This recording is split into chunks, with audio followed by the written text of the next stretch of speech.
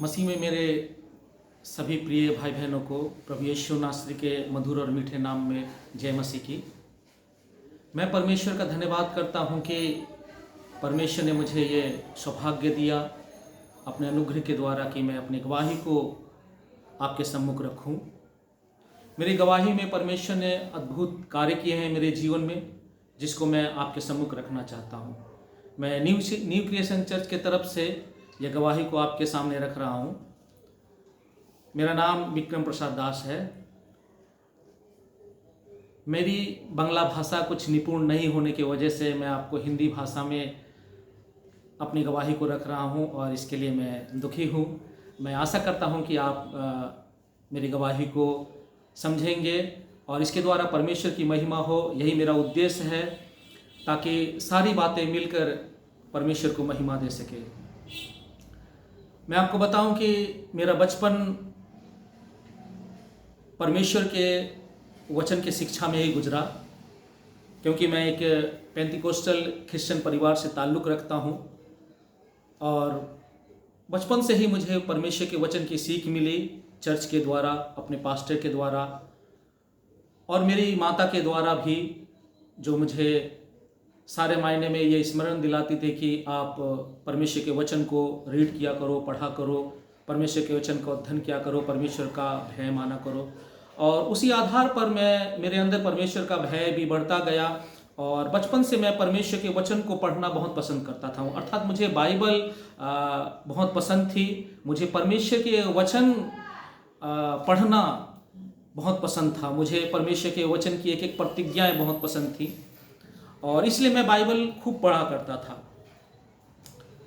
बचपन मेरा गुजरता गया, साथ में मेरी स्कूल की पढ़ाई होती गई और इसके द्वारा मैं बढ़ता चला गया।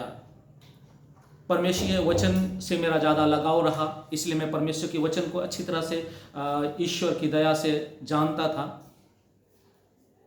परंतु एक समय आया जब मैंने अपने जवानी के कदम में दहलीज में रखा। मैं अपनी जवानी में आया और जैसा कि जवानी में हर कोई अपने मित्रों के संगति में रहता है और मेरे साथ भी कुछ ऐसा ही हुआ। मैं भी अपने जवानी के दिनों में अपने मित्रों के साथ रहा और कुछ बुराइयां, कुछ स्वभाव जो परमेश्वर के वचन के विरोध हैं, मैं उनमें अपने जीवन को बिताता रहा और इस तरह से मैं परमेश्वर के वचन को जानते हुए भी मैं परमेश्वर के वचन के विरुद्ध पाप भी करता रहा।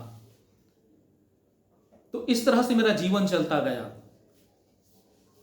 मैंने अपनी पढ़ाई को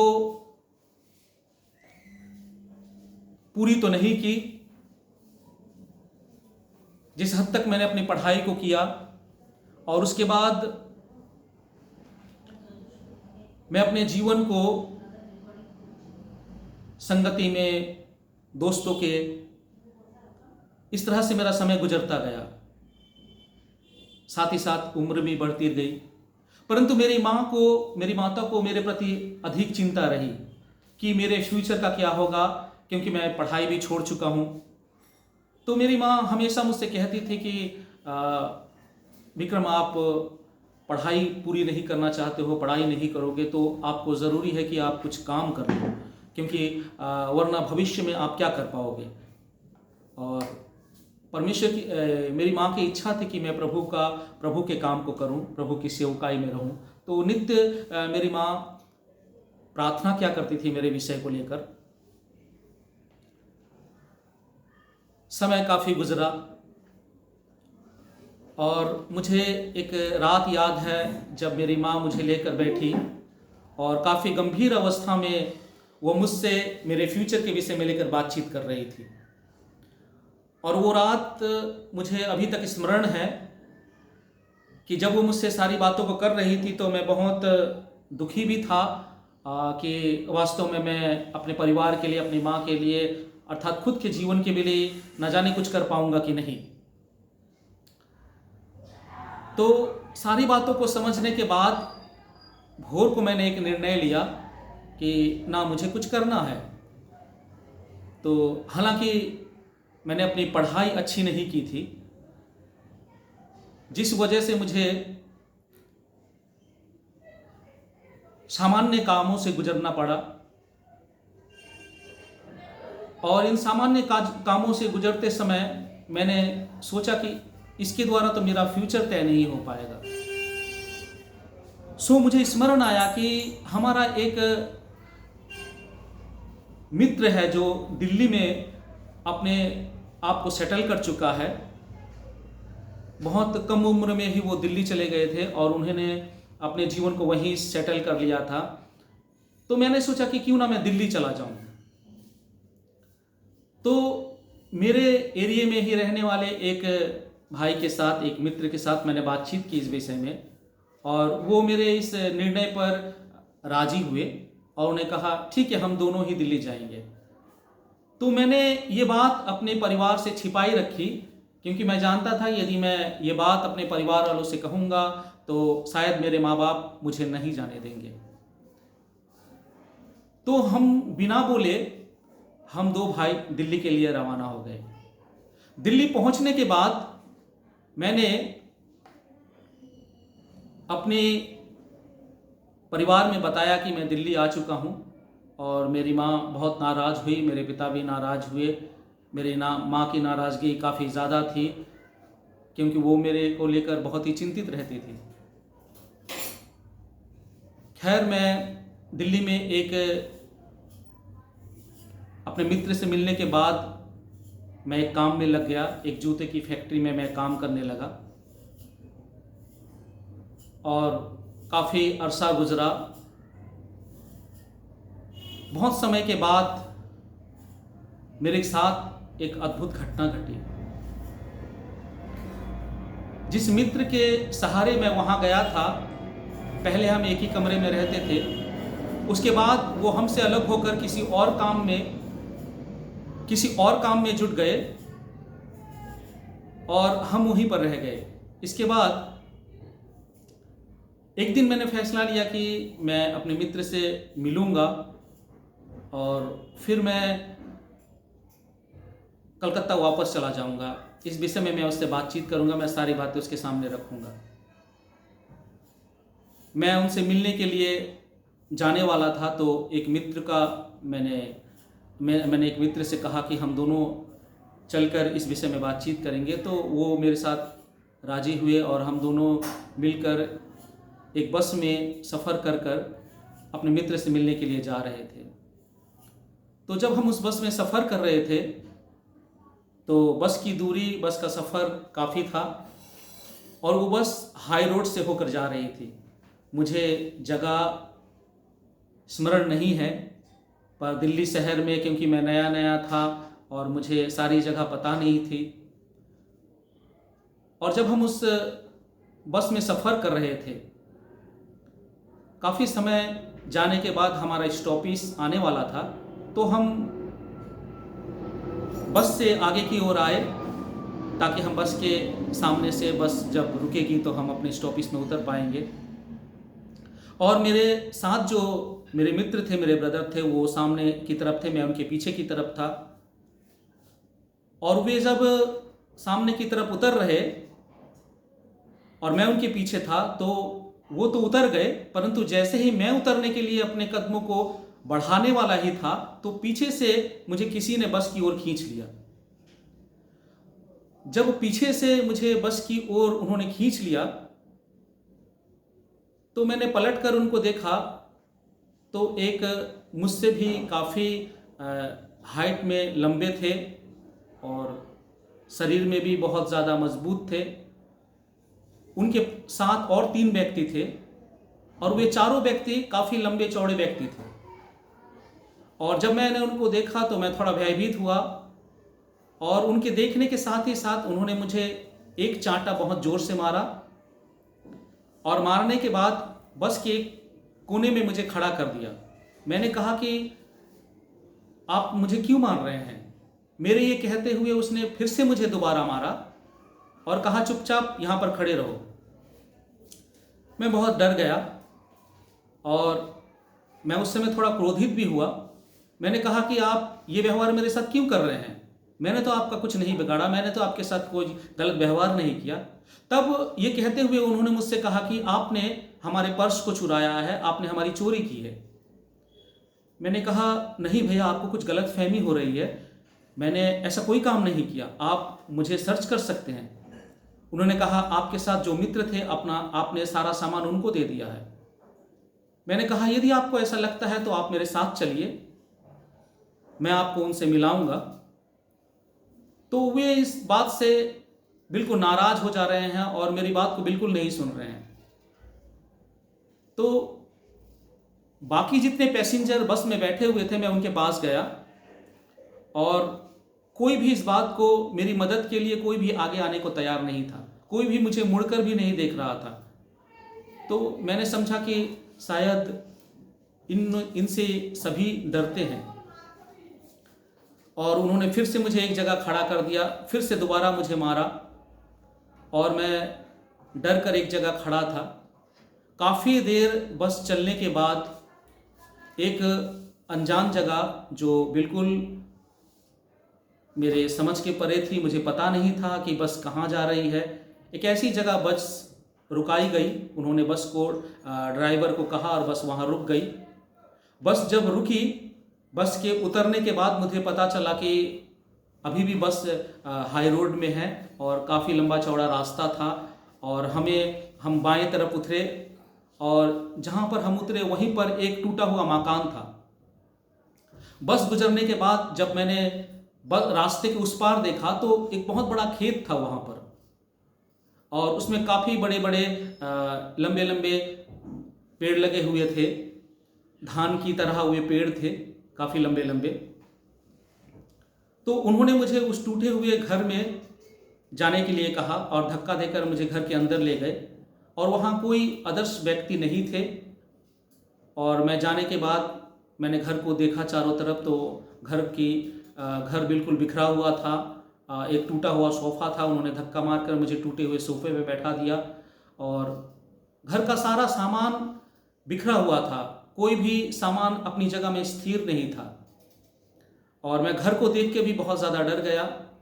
उन चारों में से एक ने मुझसे कहा कि एक ने अपने में बातें करके कहने लगे कि प्लास लाओ और इसके हाथ पैर के नाखूनों को उतारा जाए। और मैं और भी ज़्यादा डर गया और फिर उन्होंने कहा नहीं प्लास उसके नाखूनों उतारने की ज़रूरत नहीं है, आप एक बांस लेकर आओ और जिससे उसे मारा जाए। तो फिर मैं रोने लगा और मैं घबरा गया, मैं डर गया और मेरी आंखों से आंसू बहने लगे, मेरी चेहरे पर घबराहट थी, मैं सदमा हुआ था उस समय। मेरी समझ में नहीं आ रहा था कि क्यों मेरे साथ ऐसा हो रहा है। और इसी तरह से कुछ देर मैं सोफे पे बैठा रहा, चिंता में रहा और फिर उन्होंने कहा कि अरे यहाँ पर इससे कुछ करने की ज़रूरत नहीं है, हम चलो कहीं और चलते हैं। फिर वहाँ से वे निकले, मुझे साथ में लिया, वे फिर से रोड में आए और रोड को क्रॉस किया और जैसा कि मैंने कहा कि रोड के उस पार बड़ा खेत था और काफ़ी बड़ा खेत था वो, और वहाँ पर धान की खेत की तरह बड़े बड़े गांच लगे हुए थे। पता नहीं मुझे वे कौन से गांच थे, परंतु वे मनुष्य के हाइट से भी बहुत ज़्यादा लंबे थे। और जैसा कि जिन्होंने मुझे पकड़ा था मैंने कहा आपसे कि वे बहुत ही लंबे थे। और जब हम अंदर गए, जब वे मुझे उस धान के खेत की तरह जो खेत था उसके अंदर मुझे ले गए, तो उस खेत में मानो हम गुम हो गए। उनकी हाइट भी उस खेत के अंदर छिप सी गई और वे जितने अंदर हम चलते गए मैं घबरा गया, मैं डरता गया। और अंदर जाने के बाद मैंने खेत के चारों तरफ देखा तो चारों तरफ जहाँ तक मेरी निगाहें जा रही थी हर तरफ सिर्फ खेत था और वे गांच थे। दूर दूर तक ना तो कोई घर था और ना ही किसी इंसान का नामो निशान था। इस बात से मैं और भी ज़्यादा घबरा गया और वे उस खेत के बीच के हिस्से में पहुंचकर वहाँ पर मुझे बेदर्दी से मारने लगे। वहाँ पर उन्होंने मुझे बहुत मारा और मारते गए और मैं इस समय रो रहा था और मैं चिंता कर रहा था कि शायद ये लोग मुझे मार देंगे और मेरी मृत्यु हो जाएगी। अब तो मैं अपने परिवार वालों को, अपने चाहने वालों को, सबों को सोच रहा था कि शायद अब मेरी किसी से फिर से मुलाकात नहीं होगी। परंतु बड़े दुख की बात है कि एक मसीह होने के नाते मुझे एक बार भी मेरे सृष्टिकर्ता, मेरे उद्धारकर्ता प्रभु यीशु मसीह का ख्याल तक नहीं आया।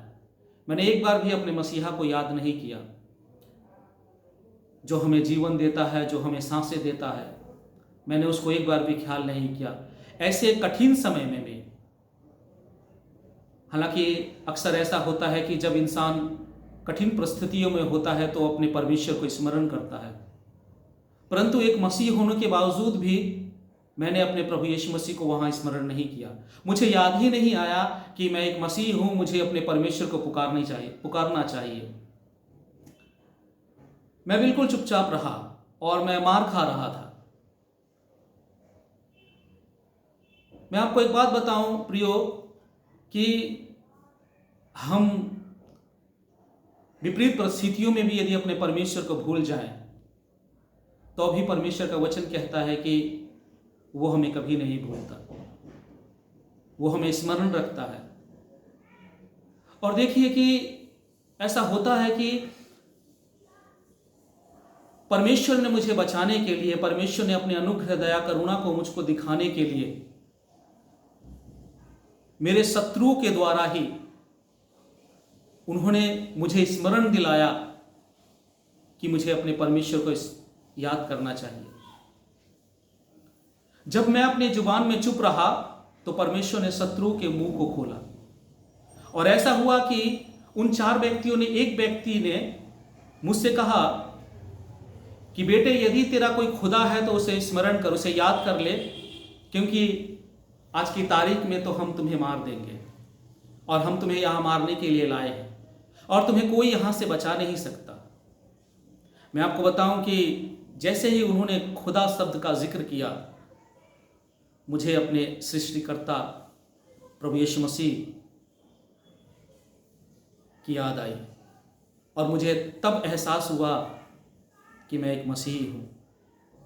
मुझे बहुत पहले अपने परमेश्वर से प्रार्थना करनी थी, और उस समय मुझे अभी भी याद है वो घड़ी कि मैं लेटा हुआ था। वो मुझे ज़मीन पर लिटाए हुए थे और 2 जन मेरे हाथों को पकड़े हुए थे, 2 जन मेरे पैरों को पकड़े हुए थे और वे मुझे मार रहे थे।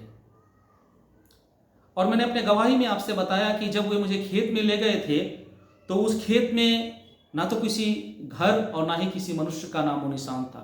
वास्तव में यह सच है प्रियो, वहां पर कोई मनुष्य नहीं था।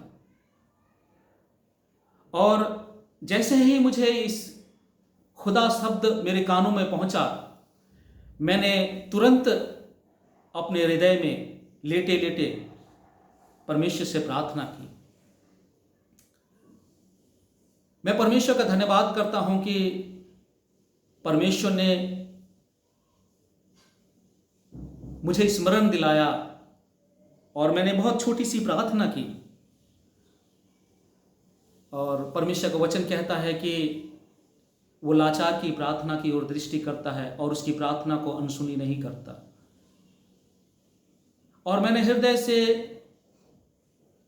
प्रभु यीशु मसीह को पुकारा। मैंने अपने जीवते परमेश्वर से कहा, प्रभु, यदि आज आप इनके हाथों से मुझे बचाते हैं तो मैं अपने जीवन को आपके लिए जीऊंगा, मैं बाकी के जीवन को आपके लिए जीऊंगा। मैंने प्रभु यीशु मसीह के सम्मुख उस समय ये प्रतिज्ञा की और ऐसा हुआ प्रियो कि इस प्रार्थना के समाप्त होने तक सारी परिस्थिति बदल गई। और वास्तव में हमारा परमेश्वर परिस्थितियों को बदलने में सामर्थी है।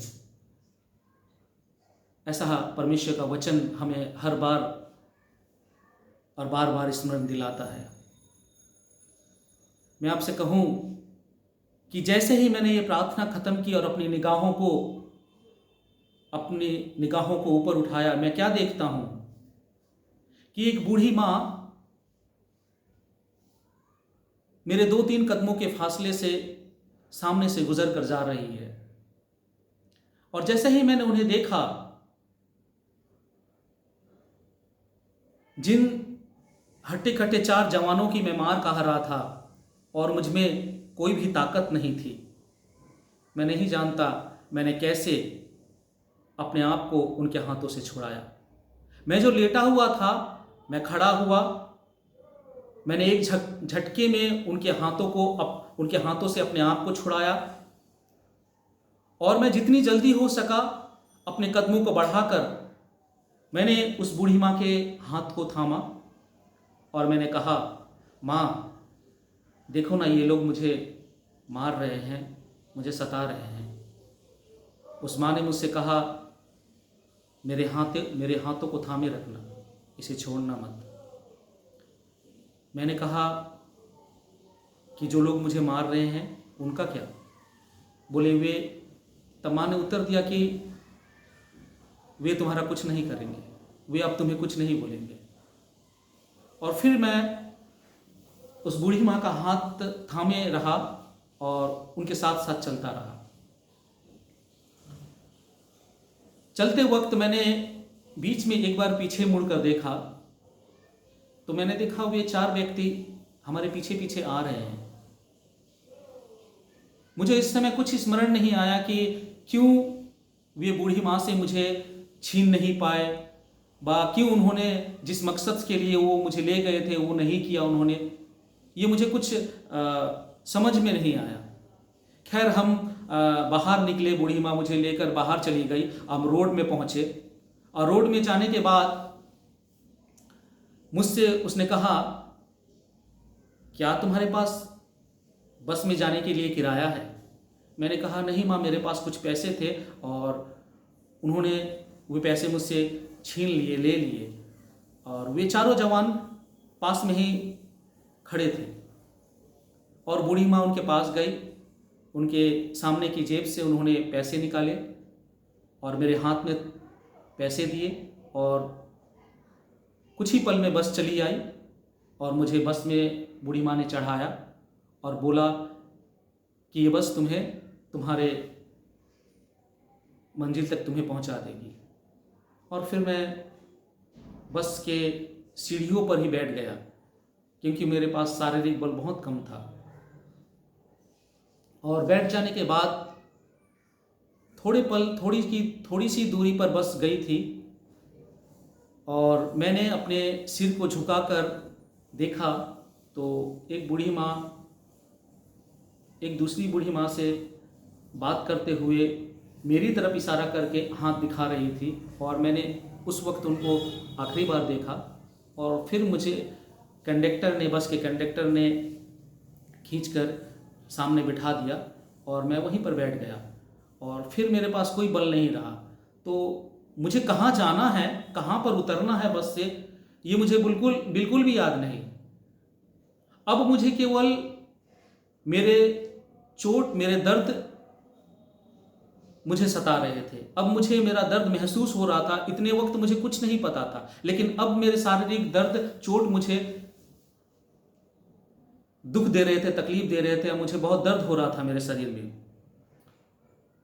और ऐसा हुआ कि बस एक जगह रुकी और कंडक्टर ने मुझे उतार दिया। मुझसे उन्होंने किराया भी लिया, मैंने किराया दिया उनको जो मेरे पास था। और फिर उन्होंने बाकी पैसा, मुझे अभी याद नहीं वो पैसे कितने थे, कितने उसने मुझे लौटाए, कितना मैंने किराया दिया। और कंडक्टर ने उतारने के बाद जब मैं बस से नीचे उतर गया तो मैंने चारों तरफ देखा। तब मुझे स्थान देखने के बाद पता चला कि मैं तो सही जगह उतरा हूँ और ये जगह तो मेरी जानी पहचानी है। और ये वो जगह थी जहाँ मुझे मेरे मित्र के पास जाना था। तो मैं चलते चलते फिर पैदल अपने मित्र के पास गया। मित्र से मेरी बातचीत हुई। उन्होंने सारी घटना के विषय में मुझसे पूछा। मैंने बाखूबी उन्हें जैसा बीता था मेरे साथ, मैंने सब कुछ उनको बताया। और बताने के बाद मेरे मित्र ने मुझसे कहा कि विक्रम, अच्छा होगा कि आप अपने घर से होकर आओ, बाकी आगे तुम्हें जैसा अच्छा लगे। मैंने कहा ये बेहतर होगा। और फिर मैं अपने घर के लिए रवाना हो गया। मैं अपने घर लौट आया, परंतु इस घटना का जिक्र मैंने अपने परिवार के किसी सदस्य से नहीं किया, यहाँ तक कि अपनी माँ से भी नहीं, जिसे मैं बेहद प्रेम रखता था। और मैंने इस जिक्र की घटना अपनी माँ से भी नहीं की, परंतु मैं चिंतित था और मैं प्रार्थना कर रहा था और मुझे लगा कि मुझे ये घटना मेरे पास्टर को ज़रूर बतानी चाहिए। तो पास ही में हमारे चर्च के एक पास्टर थे जो मुझे मेरे जवानी के दिनों से परमेश्वर के भय में तैयार कर रहे थे। परमेश्वर के वचन की उन्होंने मुझे काफ़ी शिक्षाएं दी और मैंने समझा कि उन्हें मुझे बताना बहुत ज़रूरी होगा। तो मैं उनके घर गया। उनके घर जाने के बाद, और मुझे अभी भी याद है कि चर्च के डेवड़ी के पास हम दोनों बैठे रहे और मैंने कहा, पास्टर मुझे कुछ बातें करनी है। तो उन्होंने कहा, हाँ विक्रम कहो।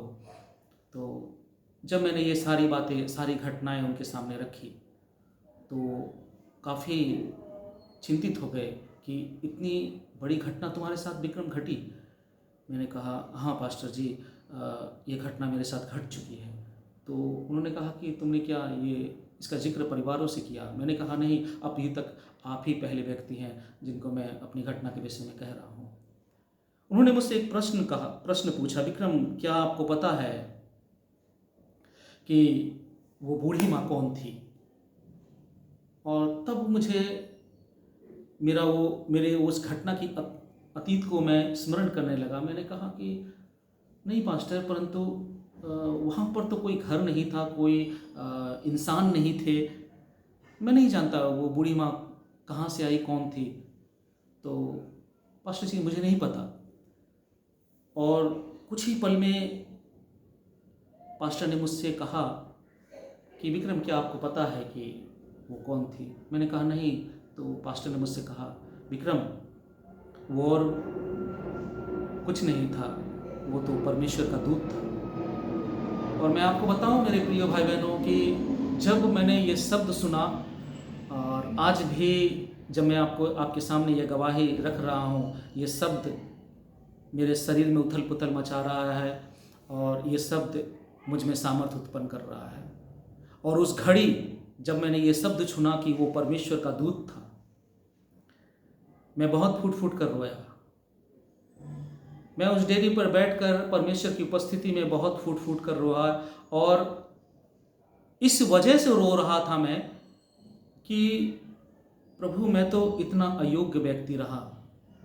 मैं तो नहीं जानता कि मुझ में कोई खूबियाँ रही हैं, क्योंकि मैं खुद को अच्छी तरह से जानता हूँ कि, और मुझे भली भांति स्मरण है अपने जीवन के विषय में कि मुझ में कोई भी अच्छाइयाँ नहीं रही हैं। अब तक जहाँ तक मैं अपने आप को जानता हूँ कि मैंने प्रभु आपके लिए कोई भी भला और कोई भी ऐसा काम नहीं किया जिसकी वजह से कि आपने स्वर्ग के दूत को मेरे सम्मुख भेजा। प्रभु इस लायक तो मैं नहीं था, आपने कैसे मेरे लिए एक दूत को मुझे बचाने के लिए भेजा। और मैं इस बात से बेहद व्याकुल था और मैं इस बात को लेकर बहुत रो रहा था। फिर पास्टर ने मुझे सिर पर हाथ रखा, उसने मुझे सांत्वना दी और उसने मुझसे फिर से कहा कि विक्रम, तुमने जो प्रार्थना वहाँ पर की थी वो प्रार्थना तुम्हें स्मरण है? मैंने हाँ पास्टर मुझे स्मरण है। क्या कहा था? मैंने कहा था कि यदि प्रभु आप मुझे यहाँ से बचाएंगे तो मैं अपना जीवन आपको दे दूँगा। और ये कहते हुए फिर से मुझे याद आया कि मैंने जो प्रार्थना की थी तो मुझे तो प्रभु का काम करना है और अपने जीवन को प्रभु को देना है। तब मुझे फिर से स्मरण आया कि मेरा ये जीवन अब मेरा नहीं है। और पास्टर ने मेरी सहायता की, उसने मुझे प्रभु का और भी अधिक वचन देकर मुझे वहाँ पर परमेश्वर के वचन में बलवान किया और परमेश्वर के वचन को स्मरण दिलाकर मुझे उत्साहित किया। और मैंने कहा, हाँ पास्टर, मैं अपने जीवन को प्रभु को दूंगा, आप मुझे प्रभु के कामों के लिए तैयार कीजिए।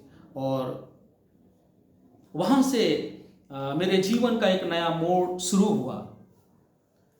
और मैं परमेश्वर के वचन से पहले भी लगाव रखता था, लेकिन बावजूद इसके मैं अपने जीवन में पापमय था। मेरे जीवन में बहुत सारे पाप थे।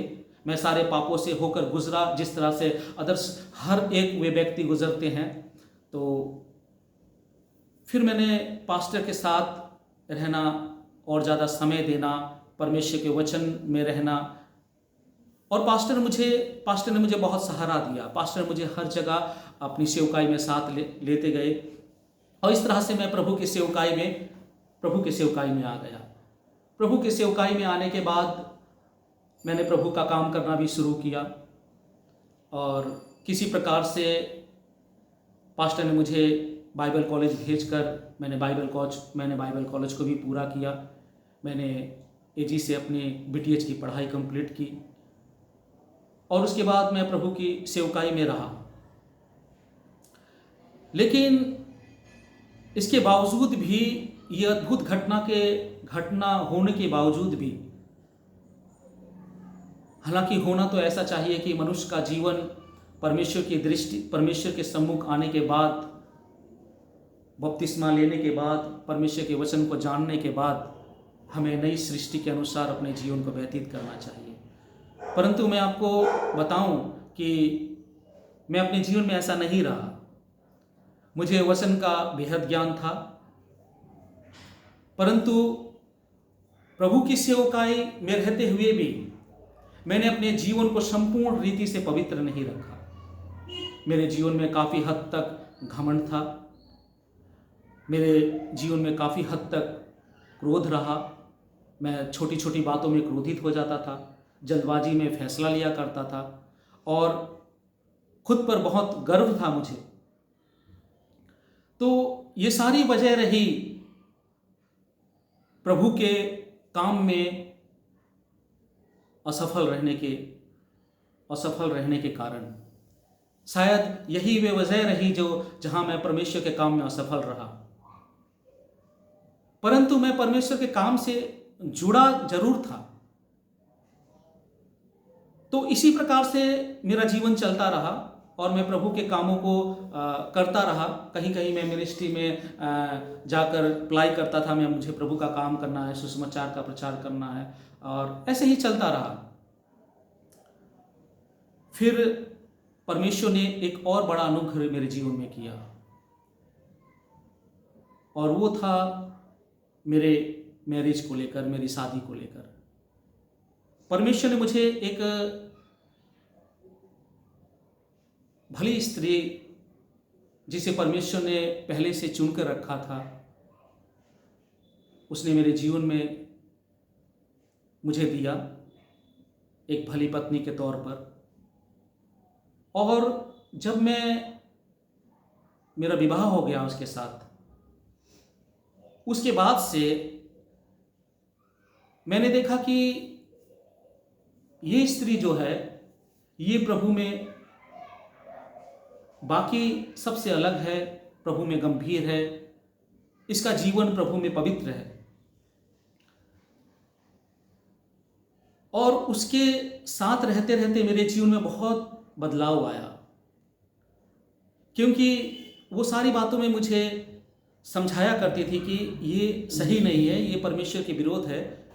और मैं जानता ज़रूर था, लेकिन स्थिर नहीं था प्रभु के वचन में। तो मैं परमेश्वर का धन्यवाद देता हूं कि परमेश्वर ने एक भली स्त्री मेरे जीवन में देकर मेरे जीवन में फिर से एक नया परिवर्तन लाया, और इस तरह से मेरे जीवन में परिवर्तन आया, और मैं प्रभु के कामों में अब उनके साथ एक सहयोगी के रूप में हूँ, और प्रभु मुझे बढ़ा रहे हैं। हम दोनों प्रभु के कामों में एक साथ हैं। मैं परमेश्वर का धन्यवाद देता हूँ। और यह गवाही मेरे प्रिय भाई बहनों मेरे जीवन में आज भी परमेश्वर के करीब मुझे रखती है। और मैं आप सभी से इस बातों को, आप सबको यही सलाह देना चाहता हूं कि हम जब प्रभु यीशु मसीह को ग्रहण करते हैं, तो आवश्यक है कि जब हम प्रभु यीशु मसीह को ग्रहण करते हैं, हम उसके वचन के अनुसार अपने जीवन को व्यतीत करें। होता ऐसा है कि हमारी परिस्थितियां, हमारे संसारिकता और जगत के सारे भोग विलास हमें प्रभु के राह में चलने के लिए रुकावट पैदा करते हैं। परंतु यदि हम परमेश्वर के वचन पर दृढ़ता से परमेश्वर के वचन को थामे रखें तो प्रभु अपने वचन के द्वारा हमें संभालेगा और हम प्रभु में आगे बढ़ पाएंगे। मेरी तरह आप भी परमेश्वर के गवाह बन सकते हैं प्रियो, क्योंकि परमेश्वर का वचन कहता है कि यदि आप प्रभु का वचन पढ़ेंगे तो परमेश्वर का वचन कहता है कि हम सब उसके गवाह हैं। हम जितने प्रभु में आते हैं हम उसके गवाह बन जाते हैं। हर एक वो जो मसीह को ग्रहण करता है वो उसका गवाह है। तो आप अपनी गवाहियों को ज़रूर सबके सामने बांटिए, क्योंकि ये परमेश्वर का वचन है जो गवाही के रूप में औरों के पास जब जाता है तो बहुतों का जीवन परिवर्तन होता है, बहुतों के जीवन में विश्वास उत्पन्न होता है और परमेश्वर का अनुग्रह एक एक जीवन को प्रियो बचाता है। परमेश्वर का वचन ये भी कहता है कि वो नहीं चाहता कि एक भी आत्मा नाश हो। सो प्रियो, मैं आशा करता हूँ कि इस गवाही के द्वारा परमेश्वर ने आपके जीवन में निश्चय कार्य किया होगा। आप परमेश्वर के वचन पर और भी दृढ़ता से मजबूत होइए, परमेश्वर के मार्ग में अपने आप को बनाए रखिए, क्योंकि हम जानते हैं कि प्रभु यीशु मसीह का आना अति शीघ्र है, उसका आगमन निकट है। सो हम उसकी बाट जोहते रहे, अपने आप को तैयार रखें। न जाने वो घड़ी कब आ जाए, वो पहलू कब हो, इसलिए हर घड़ी हमें तैयार रहना है और अपने आप को परमेश्वर के वचन के अनुसार निष्कलंक और पवित्र रखना है, क्योंकि वचन कहता है कि बिना की पवित्रता के स्वर्ग राज्य में प्रवेश नहीं कर पाएगा। स्वर्ग केवल पवित्र लोगों का ही स्थान है। इसलिए प्रियो, मुझे जितने जन सुन रहे हैं, हर एक जन अपने आप को परमेश्वर के वचन के अनुसार पवित्र बनाएं, और यदि हम पवित्र बने रहेंगे तो हम परमेश्वर के पास स्वर्ग राज्य में प्रवेश कर पाएंगे और वहाँ हम सब एक साथ एक दूसरे से मुलाकात कर पाएंगे। प्रभु इस गवाही के द्वारा आप सबको बड़ी आशीष दे। प्रभु यीशु मसीह के नाम से सभी को जय मसीह की।